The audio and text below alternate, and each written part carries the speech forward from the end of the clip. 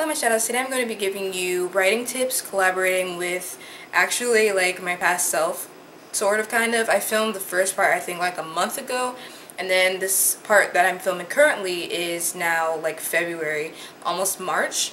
So basically the way this is going to work is that I'm going to alternate between the facts I gave then and the facts I'm giving now and combine them all together to hopefully come to 10 writing tips for you guys, so you'll understand when you see it. Alright, so tip number one that I would like to give you guys is to take a break from your writing when you've written a long time, to take a break and come back and look at it later, because if you don't, then you're not going to have the fresh perspective, the fresh set of eyes you would need in order to be able to effectively be unbiased and objective about your work. So for example, when I've come away from different things that I wrote years ago or even a year ago, months ago, I found different mistakes I didn't catch before. Some things I thought were completely awful were actually better than I thought, and it was just me being in my head about things. It was me being hard on myself.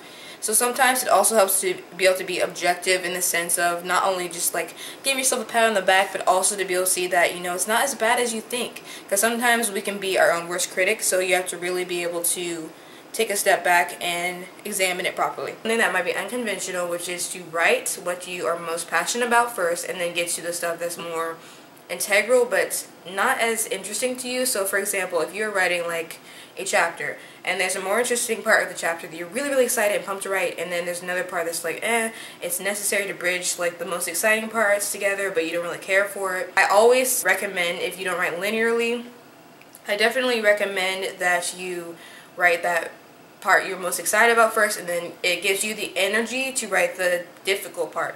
So if you're really struggling to write the hard part, then what I recommend is doing that, because it helps you to, you have the exciting part out of the way. Because if you're writing the difficult part first, then you'll be like, you know, thinking about, oh, I wish I could be writing this scene instead, and then it just distracts you, makes you rush through it, and then you end up being disappointed with the quality. Instead, you can just write what you're excited about first, unless you're one of those people that has to write linear, has to write like top to bottom, start to finish, not go all the way over the place.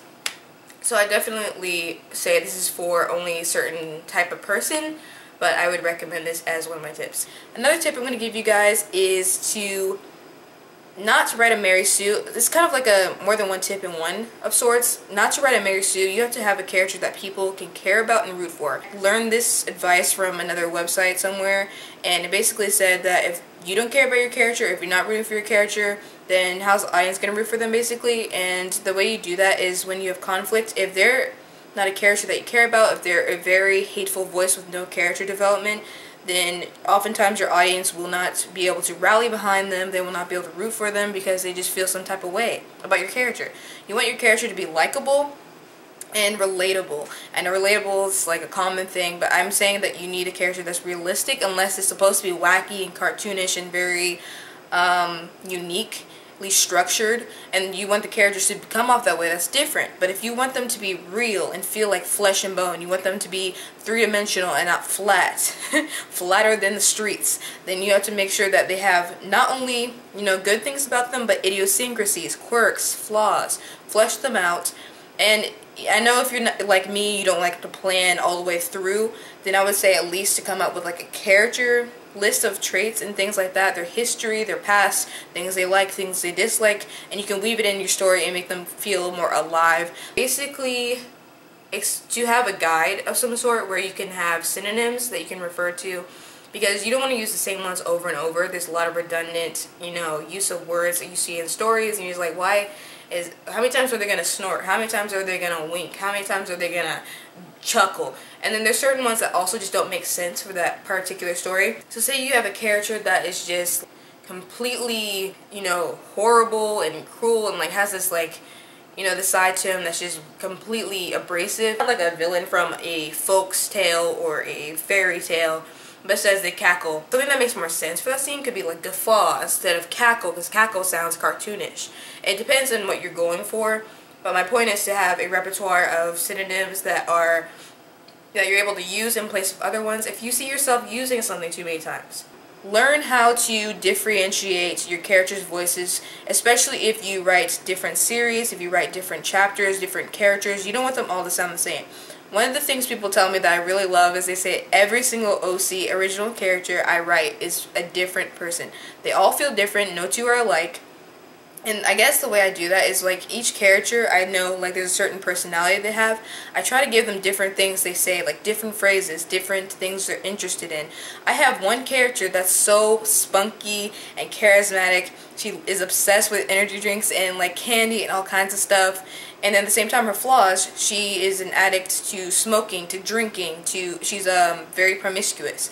And then I have another character on the opposite end of the spectrum who conforms to suit them.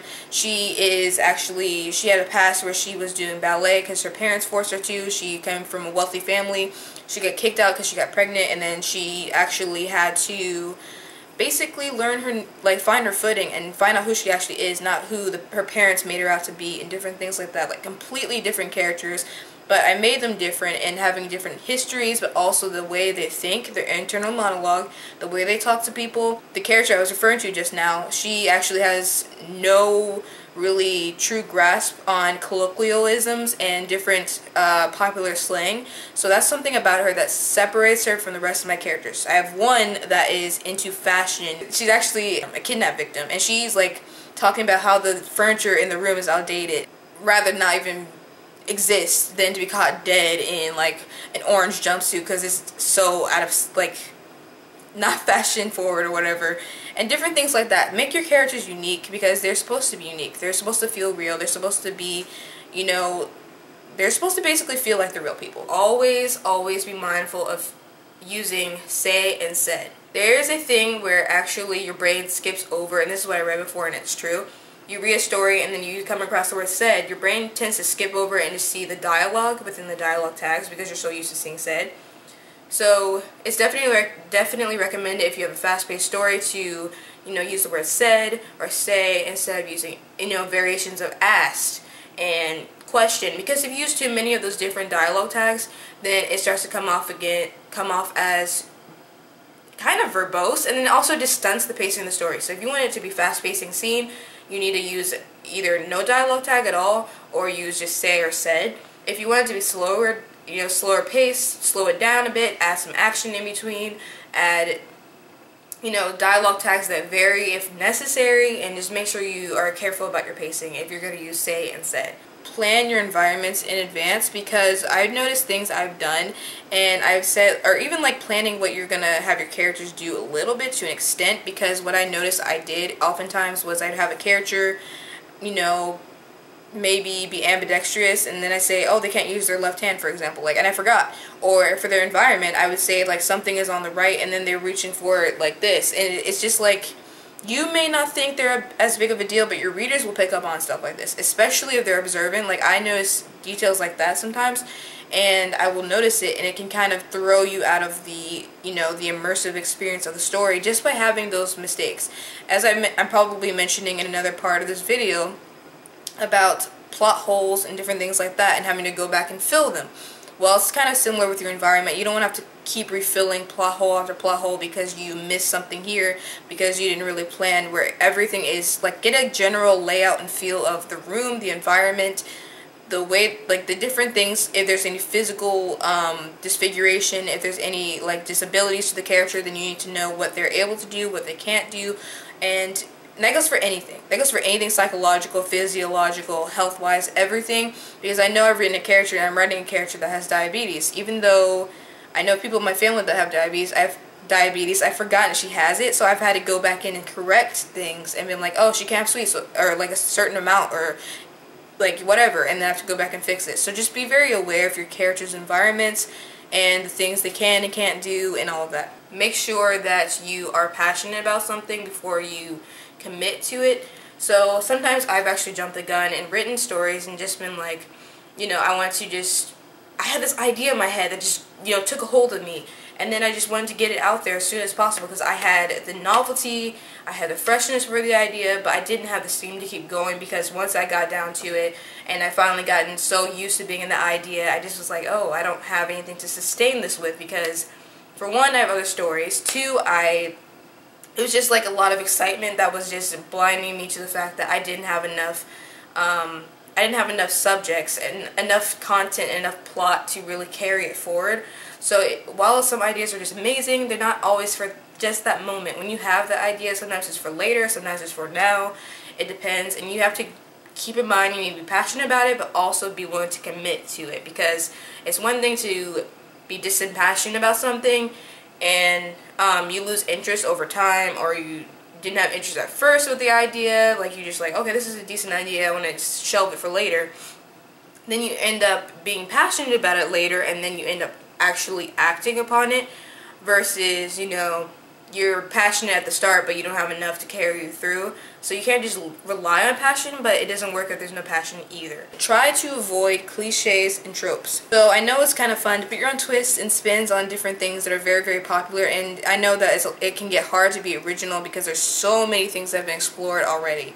And to be able to try to step into worlds that are saturated with different things, like whether it be writing or YouTube or music or whatever, you have to really learn a way around not going for the things that are typical. So if you must go for things that are tropes and cliche, at least try to do something unique with it. Don't just be like, okay, these two people, like, you know the stories where there's like a love-hate thing, mutually exclusive things, but whatever. It goes from they hate each other to they love each other. That is a common trope you see, and then it's just like, it's not that great when you can predict what's going to happen before it happens. And it's like a fluff piece. It's kind of like something you read when you're just like looking for something you can read mindlessly, and that's fine at times, but at the same time I like to have stories with substance.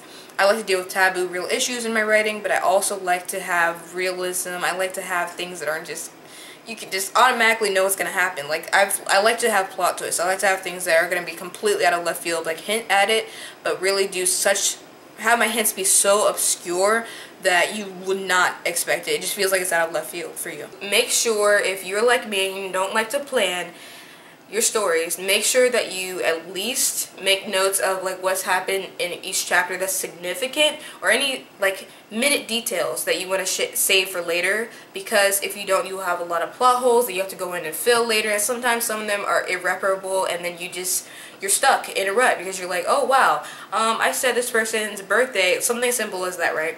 This person's birthday is January 26th in like chapter 3, but later on in chapter 25 I say March 16th. And there's a huge difference with that, because if your story spans even a year worth of time, and you want to have a birthday party or something like that, if you forgot their birthday, then it's going to throw off the whole entire pacing of the story, especially if you skipped over the month where their birthday takes place and you just carry on, then you're going to have a lot of problems down the road. So definitely make sure, like me, that you go in and make notes of like significant details. Someone's birthday, someone's dislike, someone's favorite, someone's feature, someone's past, someone's future, someone's whatever details that are important and can't be messed with, and you don't want to throw your readers off, you definitely need to make note of. If you are not a planner as far as writing goes, you just want to like wing it each time, because I do that. I like to just write and have like a baseline of what I want and then just write. I don't like to plan every single aspect of every single thing that's going to happen in a story, especially at the beginning. I just like to write it and then at the end just be able to like refine it as necessary. Anyway, I hope you guys enjoyed these tips from, which is really weird. I actually really like this concept, actually, like doing a format, like working with my old self, doing a collaboration.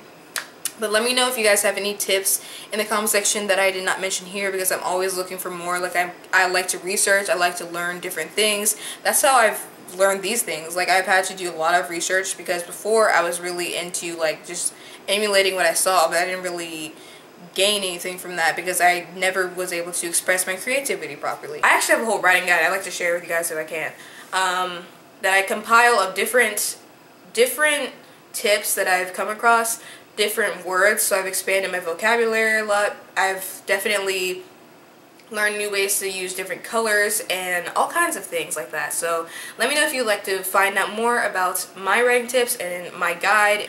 But I will see you all next time. Bye guys, and smiles all around.